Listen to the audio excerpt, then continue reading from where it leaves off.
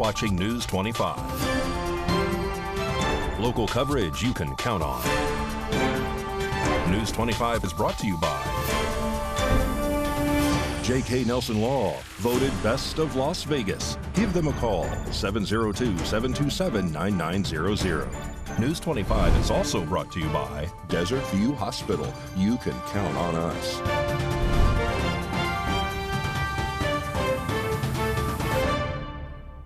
Hi there. It's Wednesday, September 13th, 2023. Welcome to News 25. I'm Missy Kohler. Nye County Sheriff's deputies were led on a pursuit when two occupants on a motorcycle failed to pull over. News 25 was there and spoke with Sheriff Joe McGill for the details.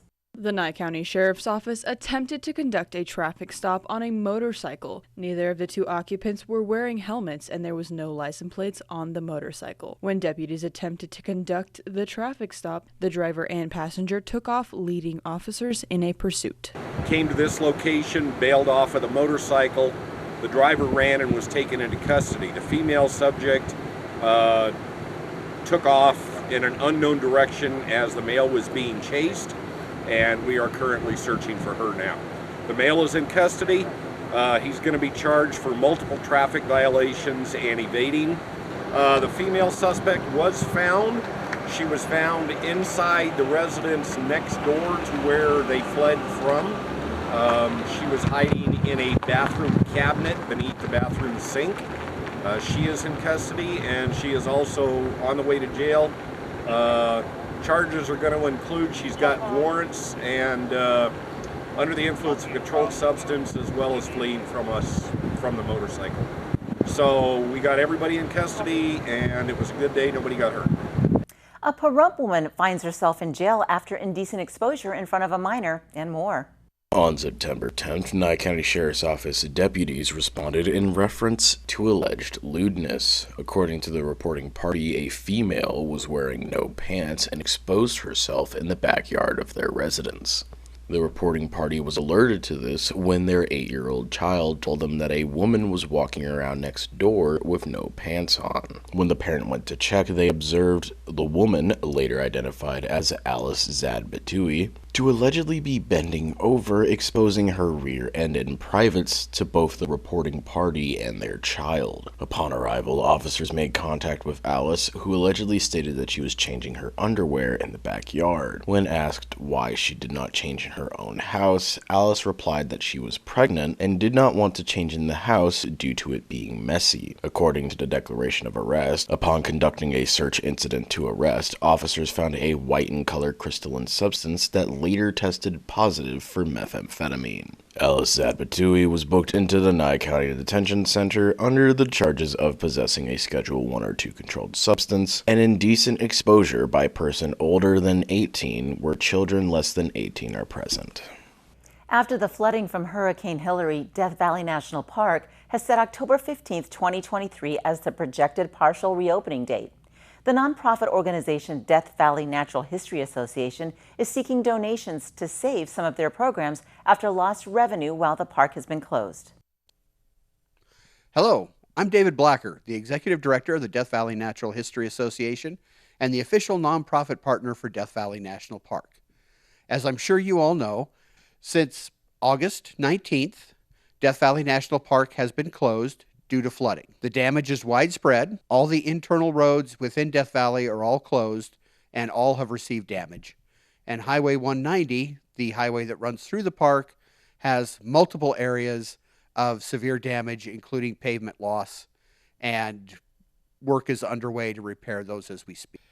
As the official nonprofit partner of Death Valley National Park, we are being greatly impacted by this park closure. Normally, the Death Valley Natural History Association operates a bookstore at the Furnace Creek Visitor Center, and this is where we get about 90% of our revenue that we generate to pay for the programs that we do in Death Valley. As you can imagine, right now, that means that we are bringing in no money at all.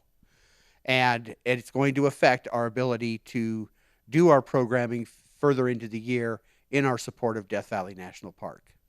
So we'd like to ask you to please consider making a donation to the Death Valley Natural History Association. You can do it online at dvnha.org.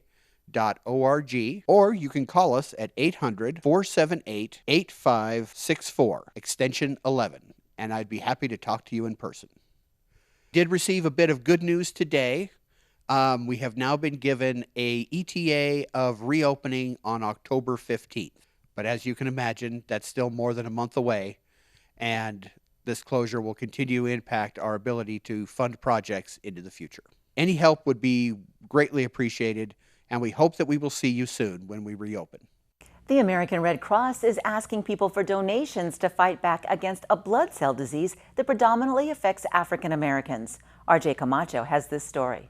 The American Red Cross is emphasizing the importance of a diverse blood supply drive during this month due to it being Sickle Cell Awareness Month, which is crucial to meeting the needs of Nevadans who have inherited sickle cell disease. Sickle cell disease affects over 100,000 people in the U.S., primarily those of African descent, and is the #1 inherited blood disorder in the U.S. It is a disease that distorts soft, round blood cells, turning them both hard and crescent-shaped. This disease causes the hardened cells to get stuck in blood vessels, which cause not only severe pain, but can potentially lead to stroke or organ failure. In order to aid the fight in this disease, the American Red Cross needs transfusions to provide healthier cells that can unblock blood vessels, deliver oxygen, and help minimize the crisis for patients with sickle cell disease. About 1 in 13 Black or African American newborns in the U.S. are born with the sickle cell trait, with many being unaware of the fact that they even carry it. The Red Cross will be testing all the donations of Black and African American donors for the sickle cell trait in an effort to provide valuable health insights. The Red Cross is also teaming up with mentorship-focused organizations such as 100 Black Men in America, the Cures Hope Foundation, historically Black colleges and universities, member organizations of the National Pan-Hellenic Council, the Black Radio Hall of Fame, and others. For those who wish to donate, you can schedule an appointment by either using the Red Cross Blood Donor app, visiting redcrossblood.org, or by calling 1-800-RED-CROSS. And for those who wish to know more about the sickle cell disease, you can visit redcrossblood.org/sicklecell.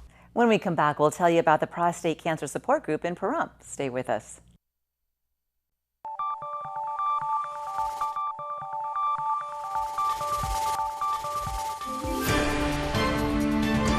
You're watching News 25. Local coverage you can count on. This segment of the news is brought to you by John Air. For all your heating and air conditioning needs, call 775-751-2372.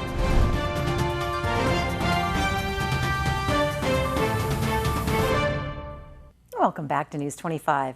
September is Prostate Cancer Awareness Month, and News 25 is speaking with Dr. Tom Waters, who is the co-chair of the Pahrump Prostate Cancer Support Group. I'm Tom Waters. I'm also the chairman of the Prostate Cancer Support Group, and we meet once a month. We meet on the fourth Tuesday at the former DAV building, or former Town Annex, which is now the DAV building. And we invite men and women. Men have the problem of prostate cancer, and women can help get their attention to this deadly disease. We ask everyone to come out, get more information. There's something that's going to happen with most men. You're going to have some problems, and you need to know about this before it happens and not wait until something happens. So please come out. Again, it's the fourth Tuesday. We meet from 6 until 7:30, an hour and a half. We also meet on Zoom. So if you want to give me a call and find out more information, my number is 702-379-3449. And if you give me a call, we can tell you more about where we meet, why we meet, and more about prostate cancer. A town northeast of Las Vegas has implemented health kits known as Stop the Bleed bags in an effort to aid teachers and students in the event of an active shooter. The Moapa Valley Fire District has installed over 132 Stop the Bleed bags inside the classrooms of 4 schools in Moapa Valley, a town located northeast of Las Vegas. The bag contains 5 bleeding control kits, a tourniquet, trauma dressing, wound packing gauze, gloves, trauma shears, and a survival blanket. These items were supported by both the Southern Nevada Health District and the State of Nevada Division of Public and Behavioral behavioral health through a grant from the CDC. Fire Chief Stephen Neal went on to state, "We saw a need to be prepared to respond to any type of active shooter event within our schools. By having these Stop the Bleed bags in each classroom, it better prepares for our teachers and faculty to start treating the injured before our first responders arrive. By doing so, it gives victims a better chance of survival." Some entertainers will be performing a tribute to their favorite artist this Friday evening at the Poorhouse starting at 6 p.m. Up first will be a tribute to Dean Martin. My name's Tom Ginling, and I'm doing the tribute to Dean Martin there at the Poorhouse. And it will be from 6 o'clock to 8 o'clock, and we hope you enjoy it. It is on the 15th of September this year. My first experience with Dean Martin was probably in a car with my dad. He always listened to all the old songs on the radio, and I really liked the way Dean Martin sang. So when I would do songs for Christmas and stuff like that, I'd always try to mimic Dean Martin, and just realizing how important he was later on in life and how he did movies and TV and shows live. That's why they consider him now the king of cool. And I really appreciate being able to do a tribute to him. Some of the songs I'll be performing will be Everybody Loves Somebody, That's Amore, Promise Her Anything, Money Burns a Hole in My Pocket, and several more. I'll be doing about 20 songs. 2 of them will not be Dean Martin, so I will surprise you at the end. There will also be a tribute to the King of Rock and Roll at the Poorhouse on Friday night. My name is Steve Mason, and I'm doing a tribute to Elvis Presley. September 15th at the Poorhouse. That's off of the Best Western, 160. And I'm doing a show with my buddy over here, Tom. He's doing Dean Martin. And hope all you people come down there and enjoy it. Well, actually, to be honest with you, when I first started out, my grandmother had a record, All Shook Up. And what happened was I started singing along with it, and I still don't have it right now, I'm just kidding. I just kept singing along with it, and the next day we went to go see Love Me Tender. I was about 10 years old, and what happened was, I fell asleep at the beginning of the movie and then woke up at the end of the movie, and then I went back the next night to see the movie. Anyways, that's how it all started for me. But I was about, between 7 and 10 years old when I first started that stuff. And I just want to keep the memory alive. There's only one Elvis Presley, and he's the king of rock and roll. There'll never be anybody like him. The guy was magnificent. I saw him 4 times live in Boston, 3 times in Providence. What I'm going to be doing is I'm going to recreate Elvis in Vegas. I'm going to be doing CC Rider, You Don't Have to Say You Love Me, Let It Be Me, Don't Be Cruel, a lot of different hits that Elvis did back in Vegas. And it should be a really good show for the both of us, and we'll just try to do the best we possibly can. And we're looking forward to people to come down and see us. Coming up, we'll take a look at sports and also your health report. Stay with us.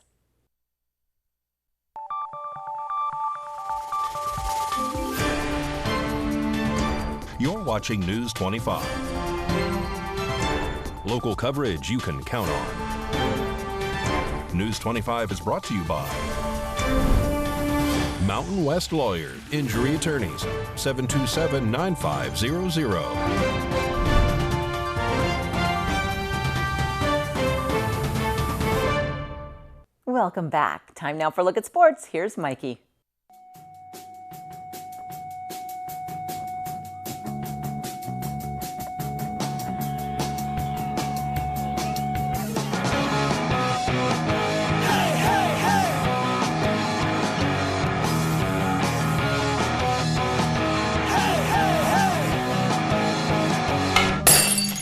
Time now for your News 25 look at sports. The day with the Stanley Cup Tour continued. Here's Truman. He's a Great Dane, enjoying a beverage. Sounds delicious. Nick Holden has been hired as Golden Knights Player Development. Congratulations. Las Vegas Aviators, they're in Round Rock, Texas today, taking on the Express. That game is underway. WNBA playoffs start today. Las Vegas Aces and the Chicago Sky start at 7. Las Vegas Raiders play the Bills in Buffalo on Sunday morning. Pahrump Valley Trojans football are at home tomorrow against Virgin Valley. JV starts at 4, varsity at 7. And that's your look at sports on News 25. September is World Alzheimer's Month, and while there's currently no cure for the disease, there are healthy steps a person can take to reduce their risk or possibly prevent it. Dr. Jessica Caldwell with Cleveland Clinic says the first tip is to exercise. The reason exercise is so important is that exercise multitasks. First and foremost, when you exercise, a chemical is released in your brain immediately and over the long term that supports your memory system in the brain. Dr. Caldwell says exercise can also help with the ability to grow new neural pathways and learn new things. In addition, it can aid in reducing stress hormones and inflammation in the body, both of which, if chronic, can cause problems for your memory system and your Alzheimer's disease risk. So what kind of exercises should you be doing and for how long? Dr. Caldwell says any kind of moderate intensity exercise like a brisk walk with a goal of 150 minutes per week is fine. Her second tip for preventing Alzheimer's disease is to get enough sleep. She says you should be getting between 7 and 8 hours of continuous sleep per night. If you don't, it could impact what you remember the next day. The other reason is much more directly related to Alzheimer's disease, and that is when we sleep, during certain stages of our sleep and not others, our brain actually clears debris. One of the types of debris our brain clears is amyloid. And amyloid is a protein that builds up in unhelpful and pathological ways when it comes to Alzheimer's disease. Dr. Caldwell's third tip is to consider adopting a Mediterranean diet, which focuses on eating healthy fats, more leafy greens, and whole foods. Research has shown this kind of diet is good for your brain and heart health. News 25 Weather Cam is brought to you by Lerner and Rowe Injury Attorney's Office in Pahrump. In a wreck, need a check? Call 702-877-1500. Taking a look outside at the Lerner and Rowe Weather Cam, a great day to go for a hot air balloon ride or be a pigeon sitting on the wires. Some clouds out there. We'll find out what the rest of the week holds for us. John will be up next with the weather forecast. Stay with us.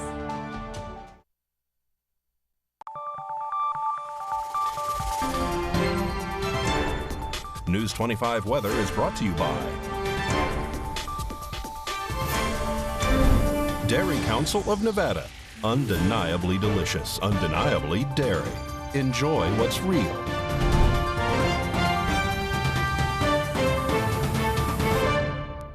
Hi, good evening, Nevada. It's John Kohler from the KPVM Channel 25 Weather Studios, all up and down the Ace Country Radio Network and worldwide on the local BTV app, the app that reminds you you can't have happiness without app.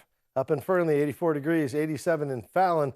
Carson City saw 84 degrees. Not too bad either. Making a little weather sandwich up there up north. Tonopah, you're the cool spot at 78. Goldfield, almost in the money at 79.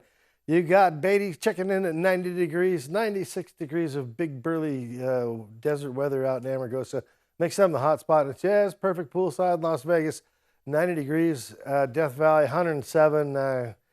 I'll take the note from your mom as an excuse. But here in the paradise of Pahrump, well, let's take a look. Currently 91 degrees, not too bad. We do it right here. 94 just a little bit earlier. Winds kindly out of the south-southwest at just 7 miles per hour. Doing no harm. The sun rose this morning at 6:25 a.m. in all its glory, hope, and promise that it'll expire at 6:54 today. Dives into the ocean, and we head to a low of 68 degrees under clear skies with beautiful star watching. And humidity at 33%. Are we smelling clouds in the future? Let's see. Indeed, I prognosticate clouds. Let them be manifested Thursday and Friday. It'll be clear weather.